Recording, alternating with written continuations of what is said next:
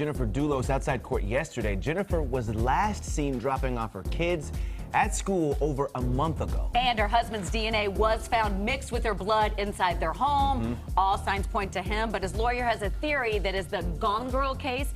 Join us now to break it down is former criminal prosecutor Loni Coombs. Good to see you. Great to be here. Let's start with the whole Gone Girl defense. What kind of legs does this have? You know, it's interesting. As soon as you hear Gone Girl, we all think of the movie and the book, this horrible monster woman who wants to frame her husband for murder, her own murder, because she's so angry at him. And so just by bringing up that image really smears the victim in this case, right? But here you have a woman who hasn't done anything to lead you to believe that. Now, the defense is saying that Jennifer wrote a book back in 2002 that is leading them to believe that this might be some type of theory. But Jennifer's family responded very quickly and said, look, she wrote this before she ever met Fotis.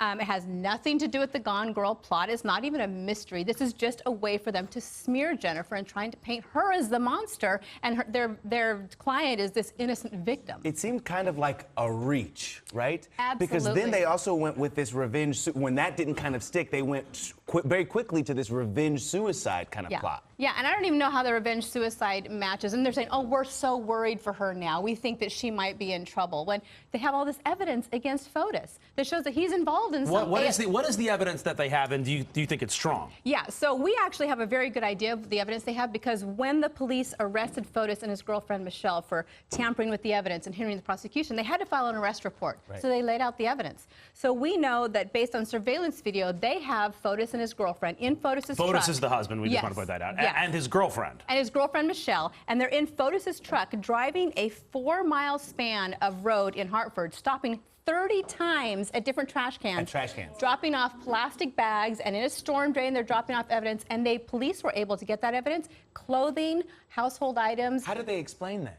Well, they haven't said anything. Was there blood on it? Any There blood? was blood on it, and the blood was tested, and it was Jennifer's blood. And there's also some license plates that were registered to Fotis, and then when they searched the house, like you said, they found blood stains and blood spatter that somebody had tried to clean up in her house. What does it take to arrest somebody? What evidence do they need? Exactly. Well, the prosecutor had said, look, we're anticipating filing more charges.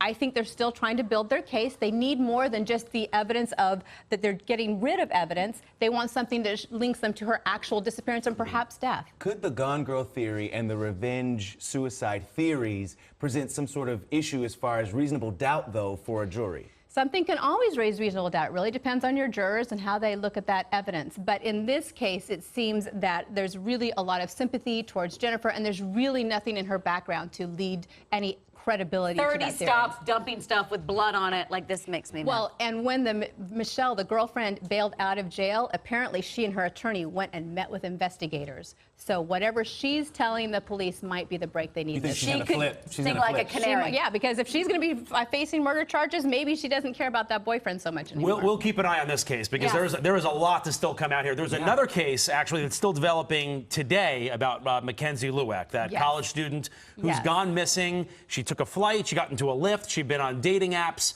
met somebody in a parking lot at 3 a.m. What is the very latest on this case? So there's actually been breaking news just yesterday. Apparently, you know, this case had not been having much movement, because the police said, look, we're really at a loss here. We don't even know if foul play happened here. There's no signs of violence, no signs of threats. She's literally just disappeared for 11 days, phone off, no contact with anyone. But yesterday, a house was being searched that is about 6 miles from the park where she was last seen.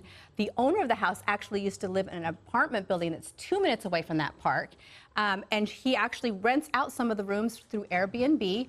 There was a car taken from the location. There was a lot of searching of a detached garage. And in the evening, shovels were being taken into the backyard. And at nighttime, some air footage shows that there were actually big holes being dug in the backyard, like body-size holes. And apparently a neighbor thought they might have smelled something. Neighbors said that there was a fire, that they saw the owner building a fire in their backyard recently where they smelled a very strong odor coming from the fire. Well, there was also reports about social media accounts, and that somehow that plays a part in this, maybe. Right. There's a lot of talk that perhaps she was on some dating apps, and that might have led her to meet someone. And the police have said, look, we've done search warrants. We've gotten a hold of all of her social media that we can find, her search history. We're looking at the dating apps. snaps. We understand she didn't have any boyfriend or significant other, but she was dating several men casually, and they're looking into all of those relationships. But the Lyft driver is fine. The Lyft driver is Because I immediately was like, oh gosh. Exactly. Because you saw somebody after that, right, at 3 a.m. Right. And he's the one who said, look, she got into a car. I don't know the make or model. I don't know if the gender of the person, but she seemed happy to get into the car. She put her luggage in, and that's the last anyone's seen of them. But they cleared the Lyft driver because he apparently just went on and picked up other drivers afterwards and continued working, and they thought that he was credible. Wow. Loni Coombs, everybody. Yeah. Great to see you. Good to see you. By the way, back to Jennifer Dulos' case in regards to the Gone Girl theory. The attorney for Mr. Dulos says Fotis Dulos is presumed innocent, and we don't know what had become of Jennifer, but the Gone Girl hypothesis is very much on our mind. Jennifer's family tells us trying to tie Jennifer's absence to a book she wrote more than 17 years ago makes no sense. Evidence shows that Jennifer was a victim of a violent attack in her New Canaan home. Wow, those are a lot to swallow. Yeah, exactly. Thanks again, Loni. Oh, by the way, you can watch Loni on Oxygen's 4-part limited series, Death at the Mansion, Rebecca Zahau on Oxygen.com and video on demand. Another riveting story that we've discussed. If you love that video, you're going to love everything on the Access YouTube channel. So hit the subscribe button. You can thank me later. Hit it. Now. Thanks.